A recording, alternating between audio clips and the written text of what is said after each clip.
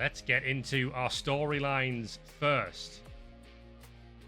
High stakes week. Influencer Ulysses casts his eyes on the ZFL. Vampire gambler and face tome influencer Drake Ulysses is well known for his popular Dead Cert series, where he guarantees the outcome of Blood Bowl matches to his followers, who are prone to sticking a few gold pieces on the outcome. This week, Ulysses has announced he's focusing his attention on the ZFL Elite Division with a bumper episode where he has claimed it's a dead cert that none of the matches will end in a draw in round 5. With nearly 1/3 of this season's Elite Division matches and every single Torlithonel Rangers match ending in a draw this season, it seems the Vampire is really sticking his own neck on the line. But Ulysses' track record is astonishingly good.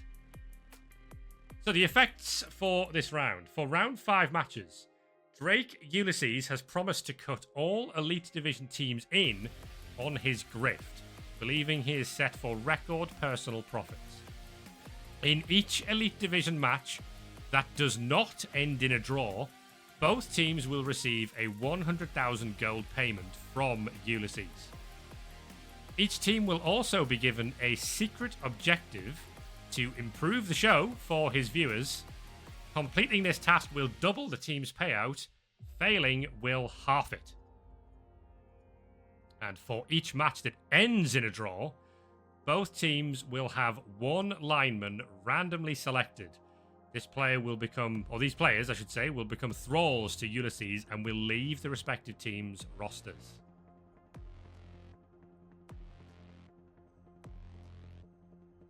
Good luck, Rangers.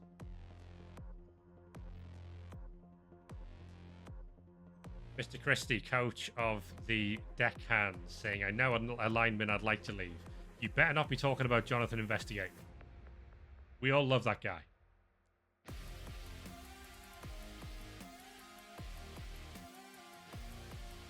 Second story, Guild Trip.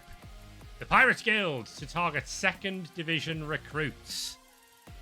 The Pirate Guild of Sartosa have released a statement expressing their disappointment at the Torlithonel Celtics, who opted to decline their invitation to join the guild. Guild leader Old Time Starkey still seems to be on board with Slick Gold Grabber's inadvertent suggestion that the Pirates Guild should look to expand their work, but Starkey now believes the Elite Division teams are too self-absorbed to be worth his time. Instead, Starkey has turned his eye to the 2nd Division, with the Guild this week announcing an open application process for 2nd Division teams to become members of the Pirates Guild. Membership includes many perks, such as the ability to pirate raid, as well as guaranteed protection from other pirate raids.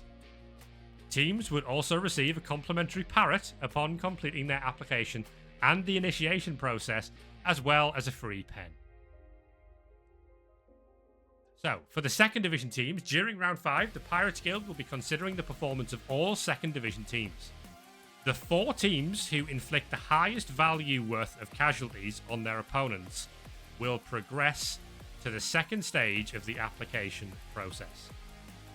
Teams may opt out of the application process by sending a message to their admin, ideally in a bot form, if you can. So what they'll be looking for is not just the most casualties, but it's the total value of the players that you inflict casualties on. Is what the guild are interested in. Oh yes, the Maddens are facing the Halflings this week. Oh yeah. Well, the Flakes are not really high DV value players, normally. I've just thought of a niche case because I don't know what happens when Cindy Pie Whistle injures her own teammates. Might need to think that one through. Okay. Star attractions. Morg's first ZFL appearance sees ticket sales soar. Blood Bowl star Morgan Thorg made an unexpected ZFL debut last week, turning out for the Cragmere 79ers against Verdanos Valor. Morg's appearance did wonders for 79ers ticket and merchandise sales, with ZFL fans flocking to see a star player in action. Now, other ZFL teams are wondering if they may be able to cash in themselves. So, firstly, the Cragmere 79ers received 180,000 gold. Effects. For the rest of the season, any team who induces or overdogs a star player who has not yet appeared in the ZFL will receive a gold payment worth 50% of the star player's cost. If multiple teams induce the same player in the same round, they must share a single payment equally between them. Now, I've tried to go through and find all of the eligible players in that list. I will make this eligible players list available on the League Hub, so you can check this when you want to, and I'll tick players off or remove them from there as and when they have been used. But I'll only do that at the end of rounds. But there's quite a few players. A lot of them are elves on that list, I must say.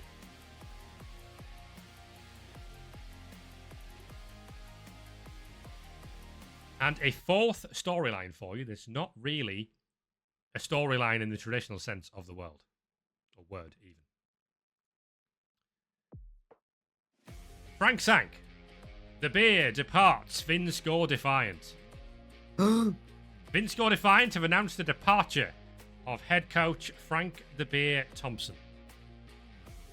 After a difficult start to the season, with a record of only 1 win from 5 matches, Defiant have confirmed that they have parted ways with the beer by mutual consent. Team owner Carlos Val Chosen released a statement. I thank Frank for his hard work and his attempts to further Defiant's cause. After some frank discussions, we collectively agreed that our partnership was not working as well as we'd hoped. We will now begin the search for a new head coach, while allowing Vinnskor's various drinking establishments the time they need to restock their wares. So, the beer departs after 4 games of the season and a Howitzer Cup exit to the Falcons. So, firstly, thank you to Chabsu, who played Defiant up to this point of the season. It wasn't quite working the way Chabsu was hoping it was working, so had a conversation. Chabsu is going to step down and leave the team in someone else's capable hands. Now, the process for Defiant seeking that new head coach, they will go to the ZFL waiting list, and there are already 7 or 8 candidates for the job on the ZFL waiting list. But they also may consider approaching coaches who are at other teams. Defiant will have a certain list of things that they want. I'll discuss this with Defiant's admin, and we'll come to a decision. In fact, we've already come to a decision, but you'll find out who it's going to be later this week as to who Vinnskor Defiant's new coach will be. And we'll be selecting based on who we think Defiant would think is the best person for that job. The waiting list is currently 8 names, although one of those names has been given a temporary job while another coach is on a leave of absence. So a second division team coach could be poached, and then we'd have to fill that gap from the waiting list. But what I've said about the waiting list is it's not necessarily like a first come, first served sort of thing. Obviously, there'll be a point where I'll say, if you've been on there for ages, I'll give you the next team. But since I put the list up, we've had lots of people join at the same time. So at the moment, we're just taking like the most suitable candidate for each job. And that's how we're going to do that. Okay, we have lots to get through. So let's continue on our merry way. The Barockian Boozers, prime time. Boozers head coach, Lady Carolina Peitinger, this week terminated the sponsorship agreement with sportswear brand Orkidas. The arrangement had seen Orkidas sponsor Optimus Prime and make a payment to the Boozers each time he scored a touchdown. With Prime in superb form, having now scored back-to-back hat-tricks in the ZFL, Orkidas looked to amend the deal, but Peitinger refused, declaring Orkidas as a company that we can no longer, in good conscience, continue associating with. With a star runner on an expensive contract and Boozers owner Terry Tennant unwilling to put his hand in his own pocket to make up the difference, The Dwarfs are in need of new investment. Peitchinger has therefore invited representatives from 3 rival sportswear brands, Low Cost, Scavenger, and Proverse, to the upcoming match against Royal Santa Margherita. The Royals are, of course, the same opponents that Prime scored a hat-trick against Howitzer Cup round of 16. While the Boozers are hardly strapped for cash, owner Tennant is well aware of how much his team are spending employing Optimus Prime. He previously expressed his dislike of seeing a Star Boozers player sponsored by a rival sportswear brand. Tennant, of course, owns the Discount Armor Emporium. But he appears willing to let it slide should a sponsor be willing to pick up the paycheck for his star player. The pressure will be on Prime to perform once again in front of an expectant audience. So, if Optimus Prime earns at least 3 SPP against the Royals, Low Cost will offer a reasonable sponsorship package. If Optimus Prime earns at least 5 SPP, Scavenger will offer a generous sponsorship package. And if Prime earns at least 7 SPP against the Royals, Proverse will offer an extremely lucrative sponsorship deal. The MVP does not count toward Prime's total. Terry Tennant will use his status to force acceptance of the best possible offer, so that doesn't allow Peitchinger to try and negotiate any of the offers. And if Prime fails to earn at least 3 SPP, he will be sponsored by the Discount Armor Emporium for the rest of the season, for no sponsorship fee and whatever else that may entail.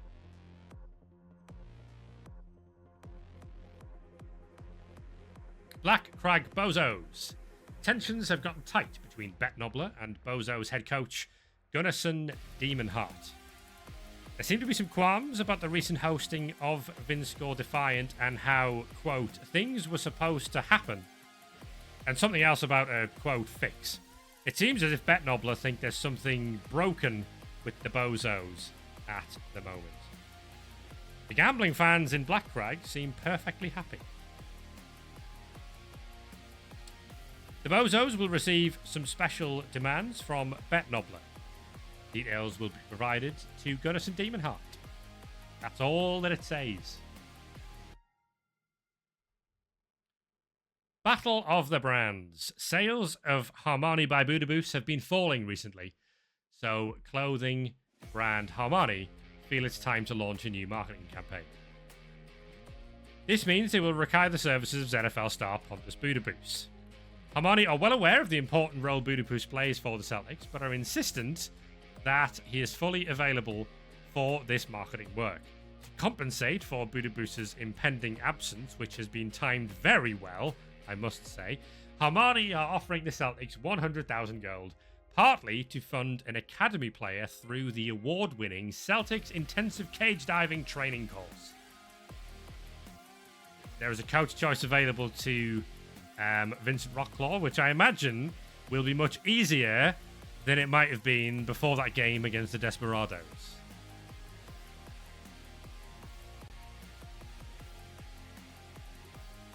Where Budaboos took a serious injury. And this is not scripted at all. Not at all. Next up, the Desperados, Viking Cop, if you would like to take over. No, the deckhands are next. Yeah, give. All right, I can take the wheel anyways. Last issue, Bloodlines Magazine reported on the ZFL's investigation into financial irregularities at the Sartosa Deckhands, with the league dispatching an investigator to the pirate team. The Deckhands responded to the investigation by murdering the ZFL investigator, Jonathan Investigateman, then stealing his watch and selling it. The students from the Academy for Aspiring Young Necromancers inadvertently got involved, raising Investigateman from the dead and onto the team's roster. Needless to say, the ZFL are furious with this development. A ZFL spokesperson told us, this is another example of why the Deckhands do not belong in the Elite Division and is clear evidence of their guilt on this matter. We are obtaining a warrant and we will be more than happy to pry whatever evidence we need out of their cold, dead hands. Until further notice, the deckhands may commit players to defend themselves from further ZFL raids, which will happen in one of the next 3 rounds. Any assigned players will be set to MNG. Assigned players will reduce the chance of a successful ZFL raid, but the players will also be at risk of injury.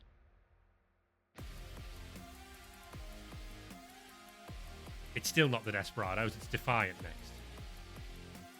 Nash to Cow. Defiant fans are in uproar this week following the death of their beloved rat ogre, Nash. And also their coach left or something. But Nash is dead, and that's more important. To add even more fuel to the fire, Nash died on the field against the Bozos, while the team's apothecary was otherwise engaged thwarting an assassination attempt on Jack Oberwald, shortly after Oberwald was injured on the field.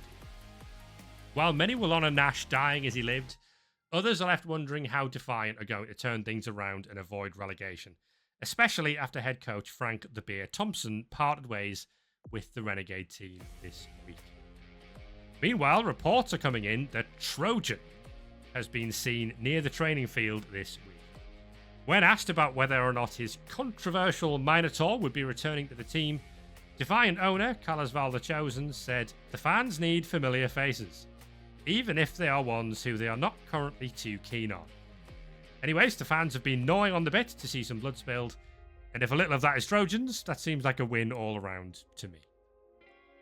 Defiant lose one dedicated fan and must roster Trojan the Minotaur back to the team. Defiant also gained 75 documentary score towards the Bloodborne Jack Oberwald documentary for the assassination attempt on Oberwald.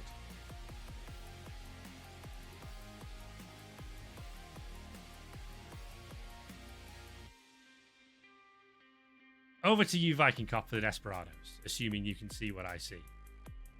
Alright, so there we go, until morale improves. Having suffered 4 straight defeats to the Elite Division's current top 3 sides, the Desperados squad are at something of a low ebb. Morale is at rock bottom, and team sources are suggesting the players are losing belief that they are good enough to compete at this level. Attempting to galvanize his players in the only way he knows how, head coach David Backstabber is taking an extraordinary gamble to prove his players are up to the task. Backstabber has used his Bloodlines connections to call in for an old favor from Varag Gulchua, who will travel to Bilbali this week for a special training session with the Desperados. It seems that Backstabber has decided that beatings will quite literally continue until morale improves. In the training session, the Desperados squad will be put through their paces by Gulchua, with players lining up to take hits from the Bloodlines. While that might not sound like much fun, the nobles will have the chance to use some of Varag's Lakeys as a target practice. We're going to do this training session. So before their round 5 match takes place, the Desperados will play a special training match against an Orc team featuring Varag Gulchua. It will be 8 turns long and played in Resurrection format. On each of Varag's turns, a different Desperados player must offer themselves up for a 3-dice block by Varag.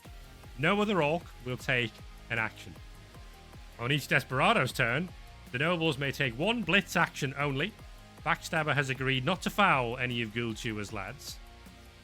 The outcomes of each turn will be scored as successes and fails for the Desperados players. The final total will be calculated and converted to a success or fail demand to be added to their team harmony tracker.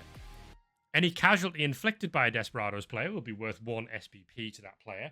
Any casualty suffered will be applied to the player, with the exception of seriously hurt, which will be treated as badly hurt. Recuperate may be used on any player in the training match, and the training match will be broadcast before the Desperados match against the Red Squigs on the ZFL show. Some other rules. There's some scoring system for you. And all that will be converted into a success or fail demand at the end. A brief note, Varag will use his Crushing Blow ability should he ever fail to break armor twice in a row. If I can cop, me and you will gosh. set that up.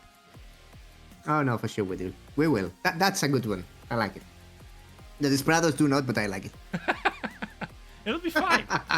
Varag's, everyone would just say Varag's useless. He'll be no good. Everything is gonna be alright. We got this. We got this in the bag. Battle of the Brands. Since Esper Metal began their venture into the premium armor market, sales have been strong, with the newcomers outselling the likes of Harmony in their first season. This week, word has reached Esper Metal that Harmony are making plans to do something about this. Esper Metal have therefore contacted Mark Bielsick via a poorly worded note sent to the Enchanters head coach. The poorly worded note demands that Bielsick sends Andrea Restrada to Esper Metal's marketing department this week so that he can take part in a marketing campaign. In the note, Esper Metal promised to compensate the Enchanters 100,000 gold for needing one of their star players to miss a match. Now, this is the first time we're going to do something like this, but this is, if you've been checking the Discord, this is on the lines of the new system I'll be bringing in at some point. Mark Bielsick must perform a perception check on the poorly worded note. Bielsick requires a 10 plus on a d20 to pass the check, and he may add +1 to the roll for each rookie marketing executive employed by the Enchanters. Instead, add +2 if these are marketing executives, as in they're not rookies. Due to Bielsick's closeness to Esper Metal, his father owns the company, he rolls the check with advantage. So, roll twice, take the better results. And based on what Bielsick rolls, there will be 2 different possible outcomes to the event. If Bielsick fails the check, so if he rolls lower than the 10 plus, the modified 10 plus that he needs, Andrea Estrada will be set to MNG for the match against the Bozos, and the Enchanters will receive 100,000 gold. If Bielsick succeeds the check, Bielsick will realise the note is a fake. No further effects will happen from this event, but Bielsick may attempt to find out who sent the note. Now, obviously, from a RPG perspective, depending on the result of that roll, we'll ignore the existence of one of those and move ahead with the other. If he succeeds, he can do what he wants, but if he fails, he has to MNG him. It should be !roll 2d20, I believe, if you're going to do it right now. We're going to have the result live on the stream. This should be fun. Unless he succeeds, and then it might not be fun. Actually, no. Is it more fun if he succeeds or fails? I don't know. Let's find out. He's rolled a 7 and an 11. That's a success. Bielsick has realised the note is a fake. Let's move on. Same old Mavericks. Always losing. There's only one thing clear about this year's Mavericks team. It's not working. The Mavericks have not gotten this season off to a good start. Something that used to be true about every Mavs season. But after last season's successes, this pill is perhaps more bitter to swallow than usual. The Enchanters seem to have a cakewalk of a game. Almost too much of a cakewalk. Some fans are beginning to question whether Victor Rage may have made a mistake in getting rid of Jack Oberwald, with Mox Montague still failing to deliver. None of this has escaped the attention of team owner Mick Oldby either, and the owner has refused to pay any players' wages after the loss against Espinal. So basically, Oldby believes that incident with Hubert Dankworth not moving was the team throwing the game, so he's not paying them any money this week. So Rage will have a choice whether to take the players' side and upset Oldby in the process, or he can take the owner's side and gain the approval of Oldby in the process. Either way, Mavericks gain 100,000 gold in unpaid wages, and Oldby keeps the rest for himself.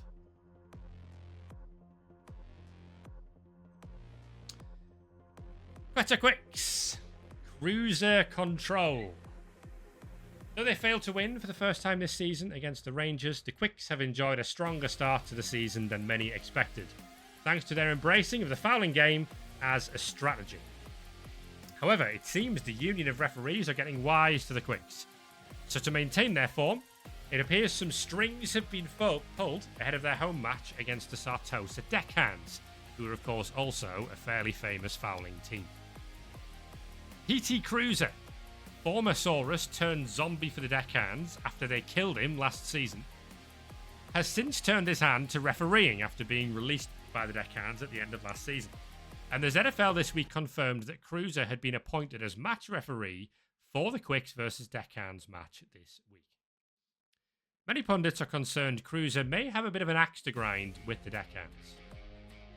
So the Quicks will be given 120,000 gold. They're expected to be the overdog for that game, with which they must induce a biased referee against the Deckhands.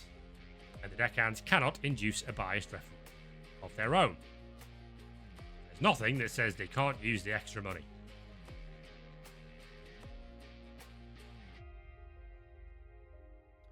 For the Torlithanel Rangers, National Elf Service. With the Rangers travelling to Vinnskor to face Defiant this week, the Corn d'Assur have confirmed they will be attending the match. The Corn d'Assur are a large group of high elves who fled Ulthuan and took refuge in Vinnskor in order to practice their somewhat forbidden worship of Corn away from the judgmental eyes of their peers. With the group having heard that an elven team with an historic love for the Bash game is due to arrive on their doorstep, the Corn d'Assur will be taking a keen interest in how the Rangers get on. This could be an opportunity for the Rangers to expand their reach. If the Rangers win against Defiant, they gain 250 loyal fans. If the Rangers manage to inflict more removals than Defiant, they also gain 200 fans, and the Rangers gain 100 loyal fans for each permanent injury they inflict on Defiant, which is serious injury or worse.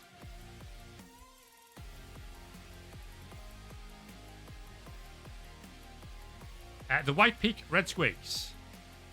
The Red Squig Beer owners of the Red Squigs are glad that head coach Tony Tooth seems to have a plan to get the team out of the slump it's found itself in, but worry that certain team members are still dragging the team down. Of particular concern is Regan Mullen, who seems to have spent the entire time at Happy Tree Friends Resort running away from everyone, instead of engaging in the team bonding exercises. The owners are looking to cut the chaff and are reportedly willing to risk the wrath of the Zup to make the team more competitive. Over the next few games, each player on the Red Squigs roster will be assigned a personal target. For every player that achieves their target, the team and the player will each receive a 50,000 gold bonus payment from Red Squig. Any player that fails their personal target will be considered not good enough for the roster, and the beer company will buy out their contract, sending them to sell beer in the crowd instead.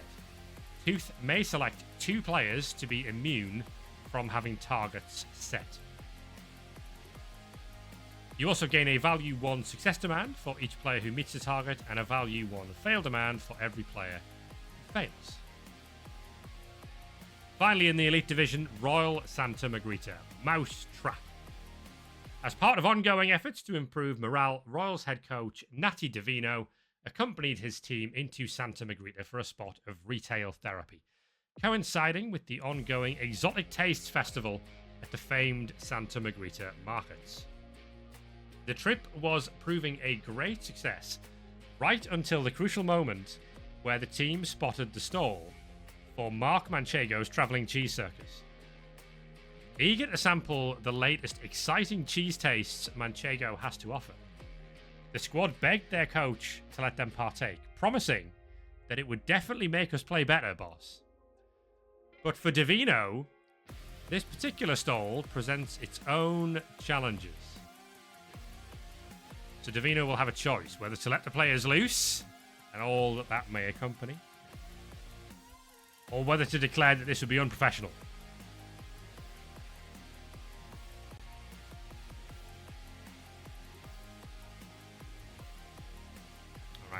onto the second division then, and the Cragmere 79ers. Morg money, more problems.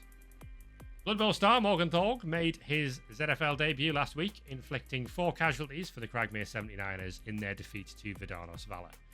After the match, Morg was said to be unimpressed with his teammates, declaring that, quote, they just couldn't take a hit, while also bemoaning the paltry fan attendance in the stadium. And when Morg has an opinion, other star players tend to follow.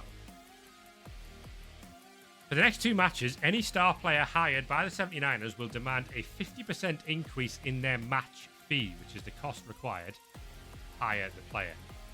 The extra fee will be deducted from the 79ers treasury rather than from inducement petty cash. So if they want Bomber Dribble Snot, they'll pay the 50k inducement money for him, and then it'll also take 25k off their treasury after the game.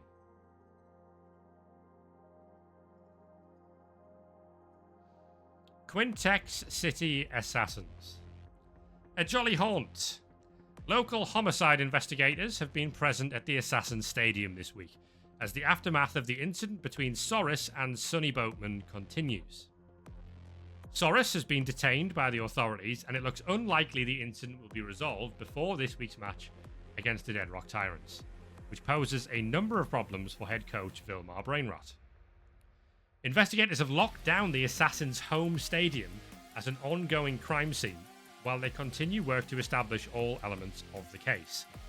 Brainrot has reportedly been left frustrated by the constant lunch breaks the detectives have been taking, which, in his opinion, is needlessly hampering preparations for a very winnable game against the Tyrants. The longer the delay goes on, the more likely it seems that the match will need to be moved to a neutral venue to allow it to go ahead. Our own research suggests that the only suitable venue nearby would be Widowmaker Coliseum, located around 30 minutes west of Quintex City and the former home of the Tyrant Peak Titans. There are plenty of reasons the Assassins might not be keen. 23 years ago, the events of Duskthorn's doom unfolded in Widowmaker Coliseum, one of the most shocking acts of betrayal in recent Blood Bowl history. The Titans' legendary coach, Caleb Duskthorn, known as the Thorned Tactician, that's very hard to say, led his team into the semi-final of the Spike Magazine Trophy, but the match would prove to be the final game the Titans ever played. The Titans faced the Eben Revenants, a necromantic team owned by Zaltheris Gravebind, a Druki necromancer. Gravebind offered Duskthorn the chance for coaching immortality, access to the Vault of Forgotten Plays, a secret room that Gravebind claimed was right beneath Widowmaker Coliseum and housed ancient, enchanted playbooks from legendary Blood Bowl coaches. In exchange, Duskthorn agreed to rig the semi-final. The coach secretly laced his own players' armor with a slow-acting poison that sapped their strength as the match went on. As the match reached the midway point of the second half, the poison took hold, and the entire Tyrant Peak Titans roster perished, eventually reanimated into the Eben Revenants squad. The Thorned Tactician realized his mistake. He had been lied to. There was no Vault of Forgotten Plays beneath the stadium. He fled and has not been seen since. Widowmaker Coliseum has not hosted a Blood Bowl match since. Many believe the stadium remains haunted with the souls of the Titans squad, forever awaiting the return of their former head coach. With the Assassins facing necromantic opposition this week, there will be fears of history repeating itself. The effect from all of that, Soros will be set to MNG for the next match as he remains in police custody. The Quintex City Assassins versus Dead Rock Tyrants match will be played at the temporary venue of Widowmaker Coliseum. Assassins will gain 1,000 loyal fans for the next match only, but will have a fair weather fan count of 0, as fair weather fans won't risk the haunted stadium. The stadium is in disrepair. For each touchdown scored by the Assassins in the match, roll a d6 after the game.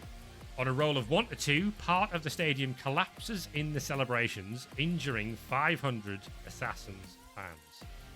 After the match, the Assassins must pay compensation to any injured fans equal to 5 times the ticket price paid.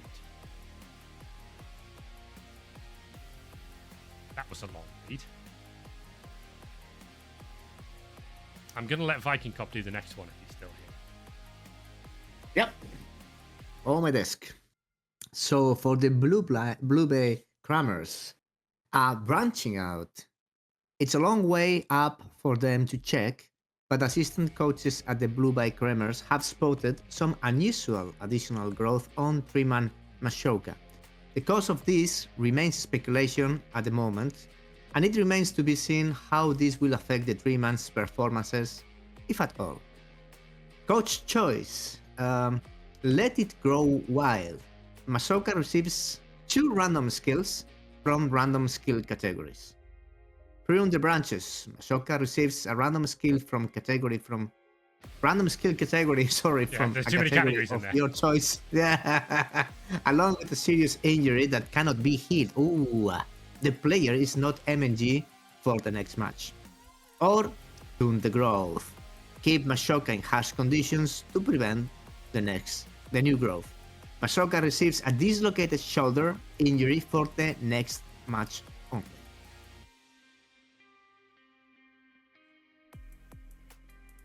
That's the choice for Glorak. We'll move on to the Fangorn Falcons. This Chad appointment continues for Falcons fans. Falcons supporters were seen abandoning the pitch after the game with the Blue Bay Crammers with worried faces. Despite the win against the Halfling team, placing them comfortably in the high end of the leaderboard, the gossip between the Wood Elf fans was actually revolving around the lack of performance of one of their main players, their signature star war dancer, Alpha Chad. I mean, he really struggles to get things done. Good performance once the game became a dead rubber. What is he going to get easier than maimed halflings? And counting down how many more chances he's going to be given were some of the comments heard from fans. Indeed, Chad's performance had absolutely zero relevance during the first half, where he repeatedly failed to knock down, not to mention remove, even crippled opposing players. Chad failed to sack the ball when he had the chance to, and failed to score a touchdown when he just needed to catch the ball and run for the white line. All of this while his teammates were getting absolutely decimated by the angry chubbies, it says here. That's why I can go about that one. The second half pretty much repeated the same story, with the War Dancer failing in the key plays, as he let a golden opportunity to knock down the Crammers' famous confectioner Cindy Pie Whistle pass, and even showing hesitancy when he had the chance for another clear chance to score the second touchdown for his team. Chad instead chose to hand both the ball and the responsibility to his teammate, Dancil Saunders. It was not until the last moment of the game, when the result was all but decided, that Chad decided to finally pull out an athletic play, an irrelevant sack on the ball. That play, far from getting in the cheers of the public, was even booed by part of the Falcons grandstand. ZFL News has learned that even team owner Lauren Saunders spoke of him with a particularly sour tone after star catcher Dancil Saunders got promptly removed from the pitch in the initial moments of the game by an explosive pastry thrown by Pie Whistle, which in her words should have been easily deflected by a player of his caliber. Chad's assist for Dancil's touchdown in the second half produced no further comments, making it clear that Saunders' safety is a primary requirement for the team's strategy.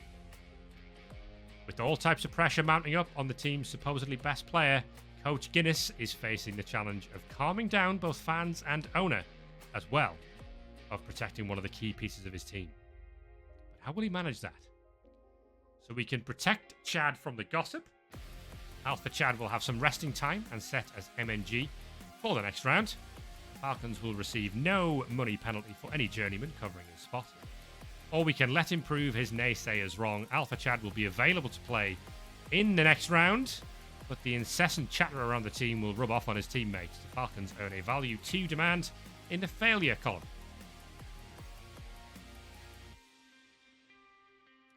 Ansburg Ham Hawks. We're nearly there. The Bombers back in town. Heartwarming news from Hansburg this week as missing Troll Slayer Bomber Blightfist has been found alive and well. It's good news. In fact, Blightfist has already been seen back in training at the Ham Hawks training ground, and reports suggest he looks raring to go ahead of the team's next match against Verdanos Valor. Head coach Hedy Swifthands has opted to shield his Troll Slayer from the media lair as best he can, but did inform gathered reporters that Blightfist was, quote, doing well and looking exactly like his old self again. Swifthand thanked everyone involved in the search effort and confirmed that the Ham Hawks are making sure all involved in the search are properly compensated for their time. So, Bomber Blightfist returns from MNG for the Hansburg Ham Hawks, and the Ham Hawks lose 60,000 gold.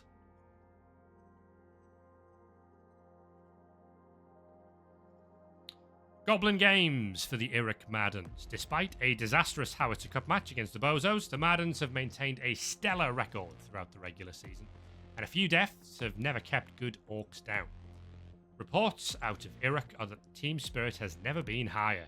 The Team Goblins have been especially happy with Colonel Wolf's foul-heavy tactics. Maybe a little too happy, as they've been celebrating quite hard in true Goblin fashion. So, D4 random Goblin players are set to MNG for the next match as they recover from a raucous night. Recuperate can be used on these players, but Diesel is immune to this event, as he believes he is a Black Orc.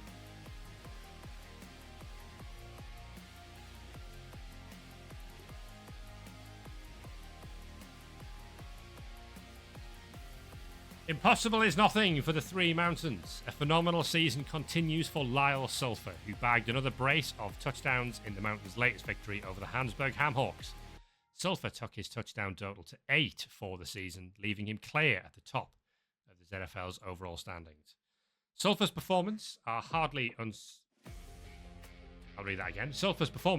unsurprisingly beginning to attract the attention of bigger teams. But perhaps of more interest to the head coach, Gilt Finsley, is the new sponsorship offer from Orchidas that landed on his desk. With gold hard to come by in the second division, the Mountains hierarchy were quick to accept the terms Orchidas were offering. So Orchidas now sponsor Lyle Sulphur. Orchidas will pay 10,000 gold to the Mountains for every touchdown scored by Lyle Sulphur.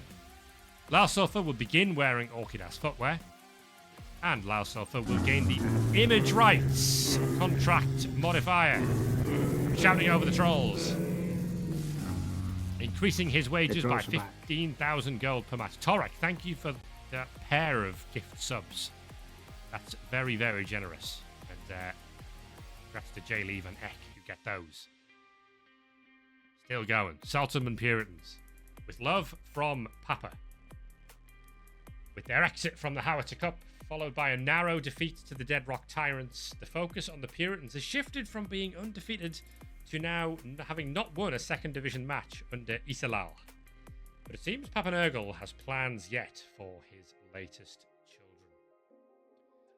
A choice for Isalal to accept Papa Nurgle's gifts, select up to 2 players on the roster to gain 2 random mutation skills each.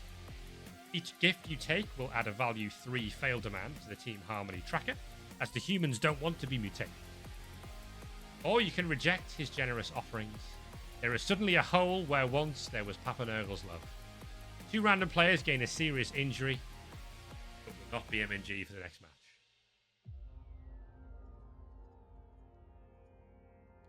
Skitsburg Steelers, New Year's Peeve. More challenges for Skittles DeVries as his Steelers squad, who are producing results on the field at least, continue to misbehave off it. Celebrating their rampant 3-0 victory over the Supremes, the Steelers players saw in the new year in style, collecting hangovers their Bretonian coach would be proud of. For each player below, decide whether to let the player recover, MNG for the next match, or insist they turn up and play. Apply the injuries listed below for the next match only. Toothless Burger, Bonkin, and Buskin are affected. Each player can be decided upon independently of others. Zotek Supremes. Tipuaka talk is cheap. The Supremes lost heavily in their first match under interim head coach Tipuaka Tech, going down by 3 touchdowns to the Schittsburg Steelers. As we head towards the midpoint of the season, a season that promised so much could be at risk of delivering very little for the Supremes. Their fans began the season believing the team was destined for promotion to the elite division at the first time of asking, but belief amongst the less devoted supporters is beginning to waver. The result of the Lizards' next match against the Puritans could be crucial. The old ones have demanded the Supremes cleanse the rot in their opponents, and it appears the fans may be thinking along the same lines. So if the Supremes win against the Puritans, they gain 1 dedicated fan, increasing the fans' enthusiasm for the team. If they lose 1, and this is in addition to any gains or losses rolled normally after the match.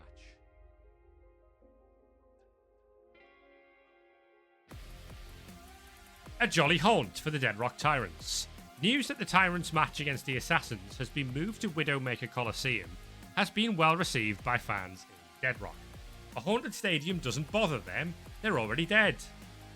Buoyed by their recent win over the Puritans, the Tyrants are expected to bring an increased fan following to Widowmaker Coliseum. So, as we confirmed before, that match will be played at the temporary venue of Widowmaker Coliseum. The Tyrants gain 1,000 additional loyal fans for this match only. The Tyrants will also earn the ticket sales of every fair-weather fan in the stadium from both teams. The stadium is in disrepair. For each touchdown scored by the Tyrants in the match, the Assassins must roll a d6. On a roll of 1 to 2, part of the stadium collapses in the celebrations, injuring 500 Assassins fans. After the match, the Assassins must pay compensation to any injured fans equal to 5 times their ticket price.